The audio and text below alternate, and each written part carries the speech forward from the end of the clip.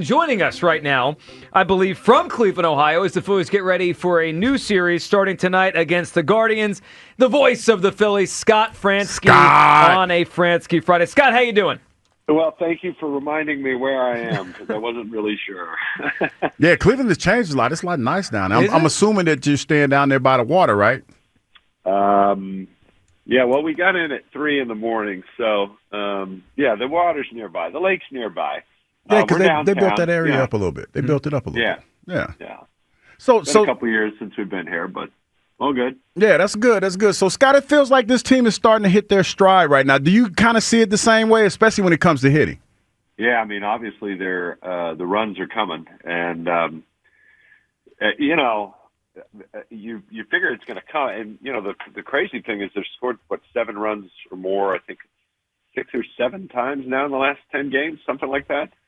And they haven't done it with a ton from Harper. There've been a few big hits here and there, but it's like last night. It's just really cool to see. I mean, that was a game where every single player, it seems like that showed up, 1 through 9 had to do something along the way to make a difference for the Phillies. It was a real team effort kind of win. It was cool to see. It really was. It was a fun way to come back and win that game. Scott, of course, brought to us by Morgan & Morgan, America's largest injury law firm. Scott, last night, you mentioned it, it's the comeback. It was a little bit everything, but what stood out to me, and it's really been there all season, is I just feel like they have better at-bats. It doesn't always lead to results, and for a couple weeks it didn't, but I thought the Stott at-bat was good, and that Kepler at-bat in the 9th, although it wasn't a hit, it was, ground ball into the infield. I think that was the 7th or 8th pitch of the at-bat. It feels like in these big moments, they've had a better ability to grind at-bats, Scott, than they have maybe in the last couple years.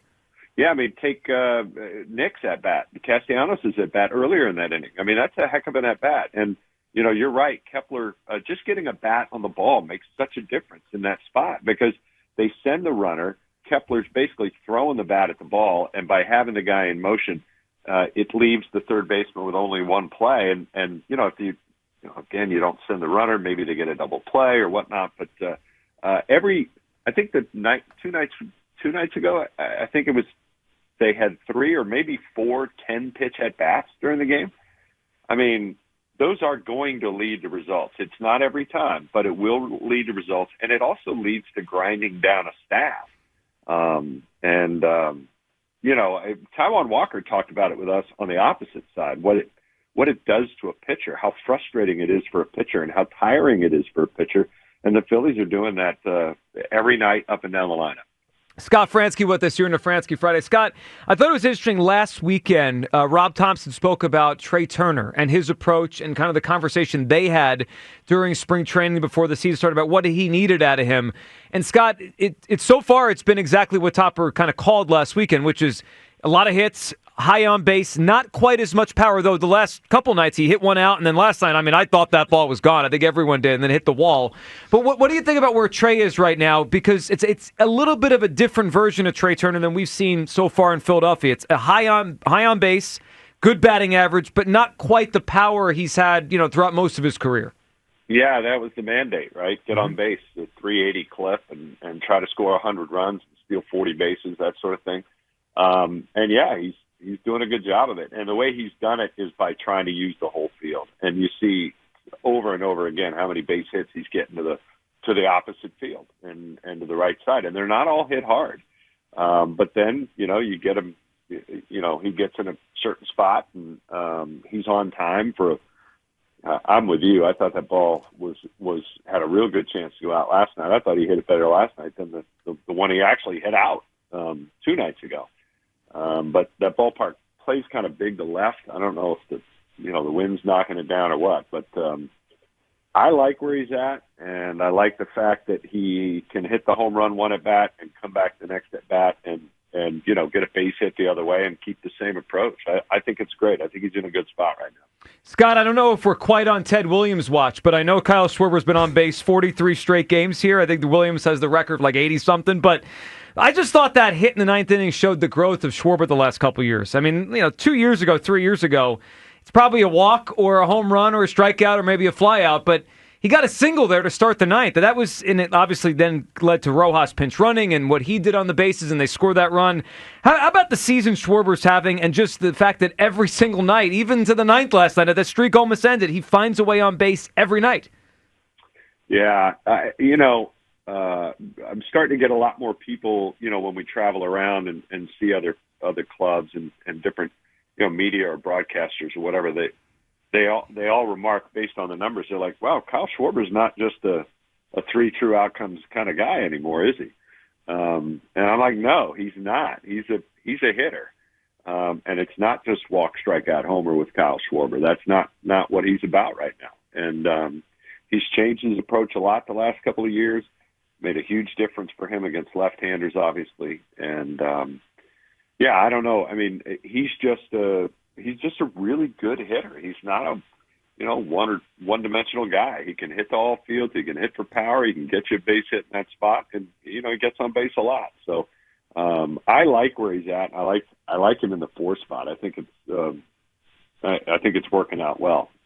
Scott, we got to ask you about what happened the other night. That game, it was Sanchez for the beginning of the game, and then they go to Taijuan Walker in the 7th inning, and he never came out of that game. 3 innings, 7 strikeouts. Scott, when they moved him to the bullpen, it felt like, all right, well, he's kind of out of a spot in the rotation. We'll make him the long man and just see where it goes for now. But some of the strikeouts and this stuff, I mean, it was 94 in the fastball.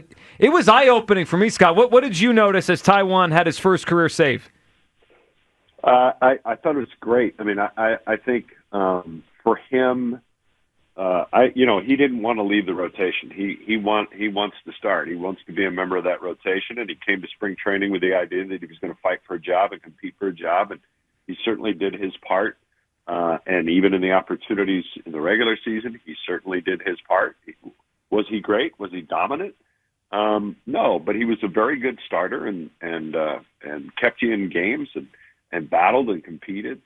And I think it will be interesting to see, any starters used to starting every 4 days. They're not used to pitching back-to-back days or day on, day off, day on again, right? So this is going to be some new territory for Taijuan once we get into the flow of this. But I thought it was a perfect scenario to get him in there and sort of hand him the keys and say, hey, turn off the lights when you're done. And boy, did he ever. It was really cool. And I know that the players made a big deal out of it afterwards, the post game.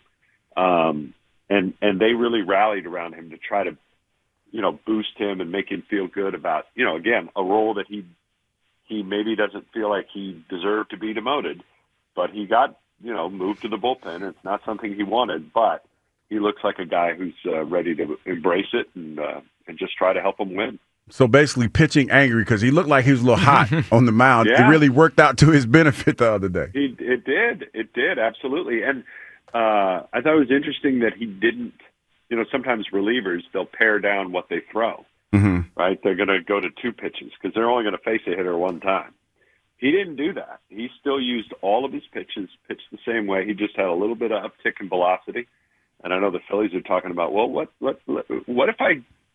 if we hand him the baseball and say, hey, you got 1 inning, give it all you got? Like, will there be even more in the tank? Will there be more velo? I don't know. But, again, that gets to the aspect of can you do this every day, right? Can you come back and do the same thing the next day? And that only time will tell. Scott, center field. So Marsh is back, had a big hit last night, clearly, late in the game. Where do you think that's going in terms of playing time? Is it going to be a strict platoon, lefty-righty, right? Rojas against lefties, Marsh against righties? Or do you think this is more of a 50-50 split? Because I feel like, for the most part, Rojas has done a pretty good job. He's had a couple moments on the base paths defense that you kind of want back, but it's May 9th, and he's hitting over 300, and he helps them in a lot of ways with defense last Friday night, base running. Where do you think the center field playing time could be going the next couple weeks? The way Topper sort of described it to us this week is that it's almost the 50-50 split, and it's not just righties and lefties, that they will kind of take the 2-week calendar and look at different matchups. Some of them are going to change, obviously. Guys get hurt or teams juggle their rotation. So it may not work out exactly the way they plan each time. But he wants to keep Rojas playing and doesn't want to just flat out sit him until you see another left-hander. He doesn't want to limit him in that way because he's played really well. He's swung the bat really well since Marsh went down against lefties and righties. So it sounds like they're going to try to map it out where, it's a day on, day off a lot of times, and maybe you'll get a couple of back-to-backs. I know at the end of this stretch, I think they have it all planned out, and they brought actually both of them into the office at the same time and said, "Here's what we're going to do with you guys," and laid it out all the way through the next off day. So they all know when they're playing, and I think they're both going to get some pretty balanced opportunities to play. Well, it's working right now, so let's keep it that way. Scott, we appreciate it as always. Enjoy Cleveland, and we'll be listening this weekend, starting tonight against the Guardians. Thank you, Scott. Yeah, thank you, guys. Have a good one. Scott Franzke, the voice of the Phillies there as the Phils continue to roll.